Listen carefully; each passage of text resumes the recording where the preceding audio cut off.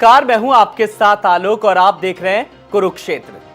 कहते हैं जिंदगी में मिठास होना बहुत जरूरी है और वो मिठास आपके शब्दों में, आपकी भाषा में उसका पुट भी नजर आना चाहिए। और वास्तविकता तभी होती है जब हम इसका आनंद उठा सकें। और हम इसकी जब हम वास्तविक आनंद की बात करते हैं, अगर हम मीठी चीज की बात करते हैं तो इसके सेवन से ही मिठास आती है। यानी कि बात घूम फिर के आ गई चीनी के सेवन की।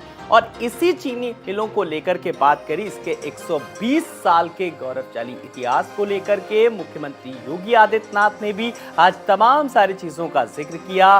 गन्ना किसानों के हितों की बात की, उनकी आय को लेकर के बात की और सबसे बड़ी बात की, जो गन्ना मिलें हैं वो खाली चीनी नहीं उगलेंगी बल्कि वो ग्रीन ईंधन के साथ साथ कई चीजों का भी जिक्र किया। और सबसे बड़ी बात इन सब के बीच कहा कि गन्ना किसानों की आय के साथ साथ दुगना करने के साथ ही सभी दलों से उन्होंने सहयोग की भी अपील की। इसके अलावा क्या कुछ कहा, जरा सबसे पहले सुनवाना चाहेंगे अपने दर्शकों को। प्रधानमंत्री किसान सम्मान निधि का लाभ भी हर किसान को प्राप्त हो, यह पहली बार देश के अंदर हुए हैं। सॉइल हेल्थ कार्ड की व्यवस्था पहली बार हुआ है। प्रदेश के अंदर पिछले 6 वर्ष के अंदर हम लोगों ने भी उन सभी योजनाओं को जो प्रधानमंत्री मोदी जी के नेतृत्व में भारत सरकार ने प्रारंभ की थी, उन सबको प्रदेश के अंदर लागू किया। एक तरफ चीनी मिलें बंद हो रही थी, दूसरी तरफ किसान हताश और निराश होकर के खेतीबाड़ी से पलायन कर रहा था। लेकिन आज कम से कम ये स्थिति नहीं। किसान के हित को ध्यान में रख करके जब हम कोई कार्यक्रम करेंगे तो वह उद्योग के हित में भी होगा और साथ साथ शासन की नीतियों को भी प्रभावी ढंग से लागू करने का एक माध्यम भी बनेगा। किसान से पर हम कुछ भी निर्णय नहीं ले सकते और किसान के हित को दांव में रख करके किसी भी प्रकार का कोई निर्णय भी नहीं लिया जा सकता। तो चीनी उद्योग के 120 साल, लेकिन इन 120 साल में कितना बदला हाल, कुछ ऐसे ही सवालों के जवाब आज इस कुरुक्षेत्र के डिबेट में जानेंगे और समझेंगे। कुछ ऐसे ही लोगों को आज हमने पैनल में खास आमंत्रित किया है। बिना कुछ देर के हुए आए हुए मेहमानों से अपने दर्शकों का तारुफ करवाना चाहेंगे। सबसे पहले हमारे साथ जेपी पांडे जी हैं, सपा नेता। जेपी पांडे जी नमस्कार, बहुत बहुत आपका स्वागत है। अनिल दुबे जी हैं, आरएलडी प्रवक्ता। अनिल दुबे जी नमस्कार, आपका भी बहुत बहुत स्वागत है। और डीपी सिंह जी हैं, प्रवक्ता कांग्रेस। डीपी जी नमस्कार, बहुत बहुत स्वागत है। संजय चौधरी जी हैं, बीजेपी के प्रवक्ता। संजय चौधरी जी नमस्कार, बहुत बहुत स्वागत है। इसके अलावा हमारे साथ किसान नेता हरिनाम सिंह जी भी जुड़ेंगे, वो भी हमें ज्वाइन करेंगे, उनसे भी हम तमाम सारी चीजों को पूछेंगे। सबसे पहले मैं आज किसी राजनीतिक दल से सवाल करूं, मैं उससे पहले सबसे पहले मैं आज किसानों का प्रतिनिधित्व करने वाली पार्टी आरएलडी की बात कर रहा हूं। अनिल दुबे जी हमारे साथ हैं। अनिल दुबे जी, मैं सबसे पहले आज जब हम चीनी उद्योग के 120 साल पूरे होने पर मुख्यमंत्री योगी आदित्यनाथ ने आज इंदिरा गांधी प्रतिष्ठान में तमाम सारी चीजों का जिक्र किया और तमाम सारी किसानों को सहूलियत देने की बात की, कितना आपको लगता है इन चीजों से इत्तेफाक आप रखते हैं? देखिए आलोक जी, गन्ना का पेराई सत्र शुरू हुए लगभग आधा सत्र बीत गया, लेकिन गन्ने का मूल्य नहीं बढ़ा तो नहीं बढ़ा। किसान बहुत आशा लगाए हुए थे कि सरकार उनके गन्ने का मूल्य बढ़ाएगी और उनका जो लाभकारी मूल्य है उसको घोषित करेगी, लेकिन आज तक जो है सरकार ने नहीं किया। पिछली सरकार में पिछली बार जब चुनाव होने थे तो सरकार ने गन्ने का मूल्य घोषित किया, गन्ने में के मूल्य में थोड़ी सी बढ़ोतरी की थी। लेकिन इस बार चूंकि चुनाव नहीं है, भारतीय जनता पार्टी को कोई राजनीतिक फायदे की उम्मीद नहीं है, तो गन्ना किसानों को भगवान के भरोसे छोड़ दिया और ना तो उनका मूल्य बढ़ाया, ना उनके जो बकाये हैं उसका भुगतान दिया, ना उनके बकाये पर ब्याज देने का काम किया। सरकार जब बनी थी, चाहे वो दिल्ली की सरकार जब बनी थी, उन्होंने भी कहा था और उत्तर प्रदेश की सरकार ने भी कहा था कि किसानों की आमदनी 2022 तक हम दोगुनी कर देंगे। लेकिन किसानों की आमदनी 2022 का 2023 आ गया, लेकिन दुगनी तो नहीं हुई, लेकिन लागत 4 गुना जरूर बढ़ गई। किसान तबाह है, परेशान है, बेहाल है, उसको कोई सुविधा सरकार ने नहीं दी। उनके भाषणों में जरूर किसान है। अच्छा। लेकिन भारतीय जनता पार्टी के, उनकी सरकार के एजेंडे में किसान है ही नहीं। अगर किसान होता तो इतने दिनों तक दिल्ली में किसान को आंदोलन न करना पड़ता। जाड़ा गर्मी बरसात में किसान बैठे रहे, लेकिन सरकार के कान पर जू नहीं रहेंगी। अब किसान को उन्होंने उनके हाल पर छोड़ दिया है और अपने, चूंकि उनको लगता है कि वो धार्मिक उन्माद फैला करके धर्म के नाम पर चुनाव जीतने का उनका काम मंसूबा पूरा हो जाएगा। थोड़ा चुनाव पे अभी बाद में आते हैं और धर्म की बात भी बात करेंगे आज हम, क्योंकि हम देश के अन्नदाता की बात कर रहे हैं, इसीलिए मैंने आपसे शुरुआत करी। लेकिन इनके एजेंडे में अन्नदाता नहीं है। संजय चौधरी जी, आपके पास आ रहा हूं। देखिए, अब खुशहाल किसान की बात की जा रही है, लगातार सरकार की तरफ से किसानों की आय को दुगना करने की बात की जा रही है, उस लक्ष्य पे चल रही है। एक रोड मैप तैयार किया गया है, एक लेआउट तैयार किया है लगातार। उसके बावजूद भी लगातार किस तरीके से किसानों की जो परेशानियां हैं, जैसा कि आरएलडी के प्रवक्ता ने भी साफ तौर पर कहा कि आप लोगों के एजेंडे में किसान है ही नहीं। ऐसी कौन सी चीज है जो आप लोगों को लग रही, जो आप लोग समझा नहीं पा रहे हैं? देखिए, विपक्ष की भूमिका में नकारात्मक आधार पर चीजों को प्रस्तुत करना मुझे लगता है कि ना किसी देश के लिए, ना किसी प्रदेश के लिए और उसके भविष्य के लिए ये ठीक नहीं है। जो स्थिति है उस स्थिति को जैसी की तैसी रखना चाहिए और इसमें मैं कुछ तथ्यों को रखना चाहूंगा। समाजवादी पार्टी और बसपा के समय कितना मूल्य का भुगतान किया है, मेरे मित्र दुबे जी अगर उनको याद ना हो तो मैं याद दिलाऊंगा कि बीएसपी के समय 52,131 करोड़ का मूल्य का भुगतान हुआ, एसपी के समय 95,215 करोड़ का भुगतान हुआ और बीजेपी ने अपने शासनकाल में 1,37,000 करोड़ गन्ना मूल्य का भुगतान किया और इस मूल्य का भुगतान सीधे के सीधे खाते में किया, यानी कि भ्रष्टाचार से मुक्त सर्वाधिक गन्ना मूल्य का भुगतान भारतीय जनता पार्टी ने अपने शासनकाल में करके दिखाया है। ये तो रही बात नंबर 1। दूसरे के सर्वाधिक ट्यूबवेल के कनेक्शन अगर इस 5 सालों में दिए गए तो भारतीय जनता पार्टी ने देकर दिखाए। तीसरी बात, जब समाजवादी पार्टी की सरकार थी तो इन चीनी मिलों के आसपास खांडसारी की यूनिट्स लगाने पर प्रतिबंध था। भारतीय जनता पार्टी ने इस प्रतिबंध को समाप्त किया और 176 नई खांडसारी की इकाइयां लगी, जिससे कि जो लोग चीनी मिलों तक नहीं पहुंच पा रहे थे उन्होंने खांडसारी की यूनिट लगाकर अपने मूल्य को बेहतर पाया।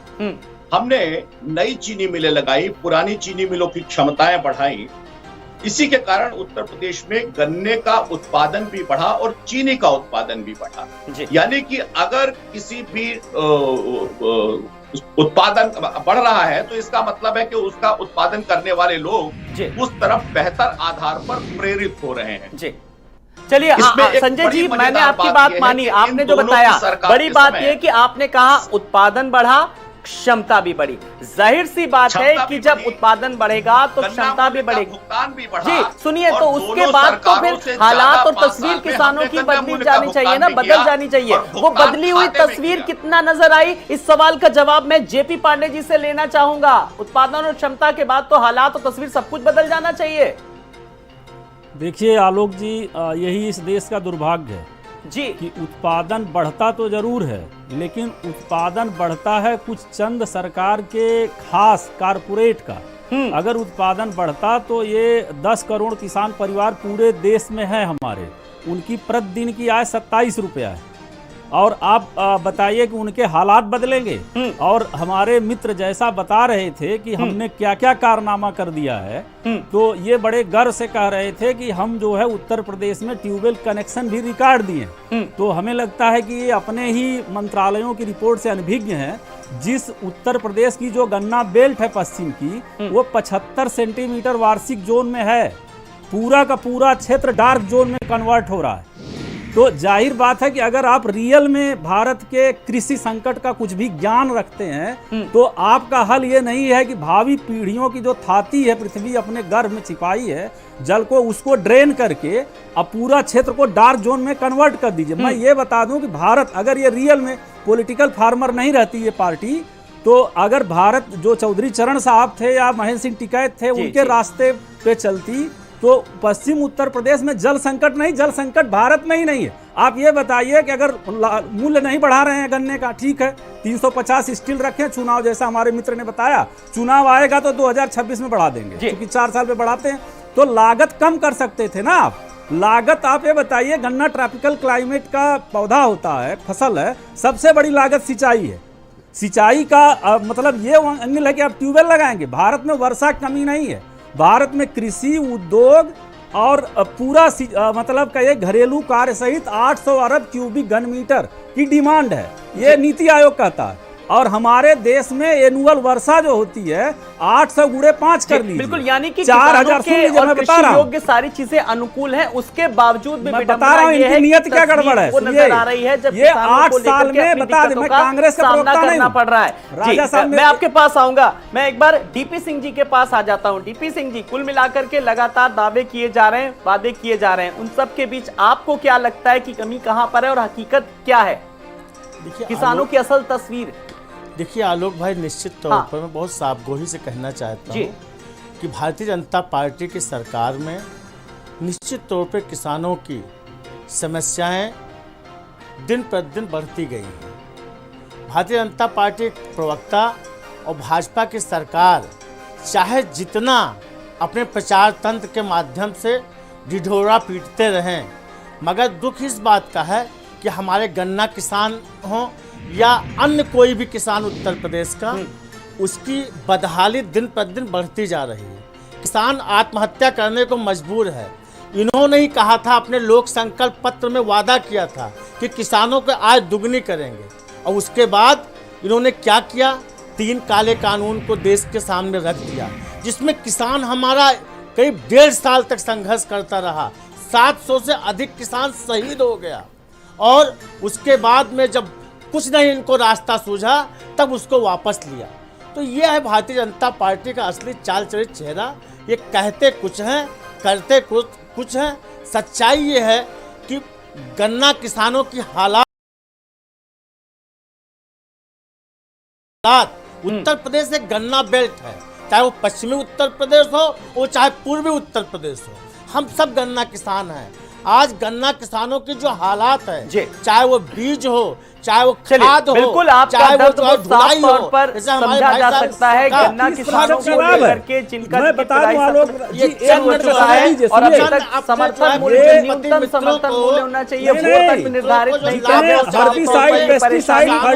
गया। मैं एक बार सुनिए, मैं राज्य जी का सवाल लूंगा, लेकिन मैं इस वक्त जो उनके हितों की लड़ाई लड़ते हैं किसान नेता हरिनाम सिंह जी हमारे साथ जुड़ गए हैं। हरिनाम सिंह जी नमस्कार, बहुत बहुत स्वागत है। आज सुबह किस तरीके से जो चीनी उद्योग के 120 साल बाद कितना बदला हाल हम बात कर रहे हैं, तो लगातार उस हिसाब से तो लग रहा था आप लोगों की बल्ले बल्ले सारी चीजों को, ग्रीन ईंधन की बात की जा रही है, आय दुगना करने की बात की जा रही है, सब्सिडी की बात की जा रही है। आलोक जी नमस्कार, भारत समाचार का बहुत बहुत धन्यवाद। ये गन्ना किसानों